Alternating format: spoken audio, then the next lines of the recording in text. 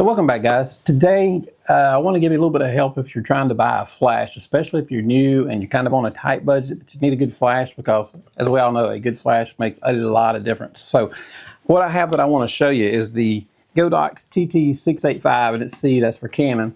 That's the flash, and it has a guide number of 195. It reminds me a lot of the Canon 580EX2. Now this flash, I believe, was $500 brand new. I've had it forever, so it may be a little bit off on that. This flash you can get for about 120 bucks.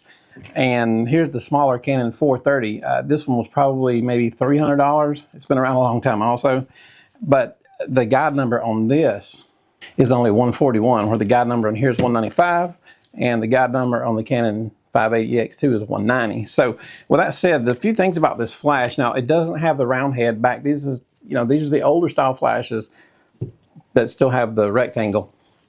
There's nothing wrong with the rectangle at all, it's fine. This flash runs off AA's, which was more common of the older flashes, because now like the Godox V1, they all run off the bigger batteries, where it's good because they last a long time and they recycle faster. But the bad thing is, if it dies on you and you don't have an extra battery, then you're just kind of had. You got to wait till it recharges.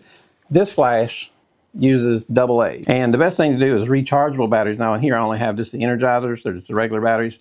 But if you're going to be using a lot of batteries for flashes, I highly recommend getting into the rechargeable ones. Eneloop makes a really good one. They're probably my favorite. But this flash, for the price, you can buy 3 or 4 of these for what you can buy one of the Canons. You can even buy 2 or 3 of these for what the Godox V1 cost.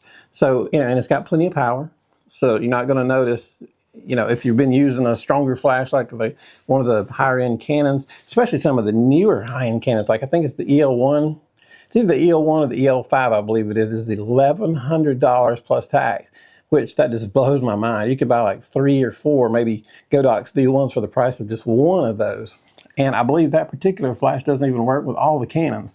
Don't quote me on that. There's one of those, either the EL1, the EL5, doesn't work with all the hot shoes, one or the other, but they're so expensive I wouldn't buy one of those anyway. I just don't see it being that much of an improvement over a Godox V1. Now I would have no qualms using this, and in fact I have used it at many receptions. I've used it during the actual wedding outside. It's a great flash, and the good thing about the AA batteries, I kind of got off track for a second, if you're using them and they go dead or it starts to get low on recycle, you just take them out and pop in some new ones. You can keep going. You don't have to worry about the big batteries that cost so much to have an extra, maybe $50 or $60 just for an extra battery to pop into your camera, or you're stuck waiting, an hour or so for it to recharge. That would be the worst case scenario. So you always need to have backups. But this flash is plenty strong enough. It's got the bounce flash. It's got the little card on it. So got the diffusion. It's got everything that you would need. And for $120 from Godox, that's a fantastic deal. So if you're getting started, I know a lot of you guys have been shooting for years, but if you're getting started and you're on a tight budget and you're looking for a good flash, I would highly recommend the Godox TT685. So if you guys have any questions, my email is at the bottom.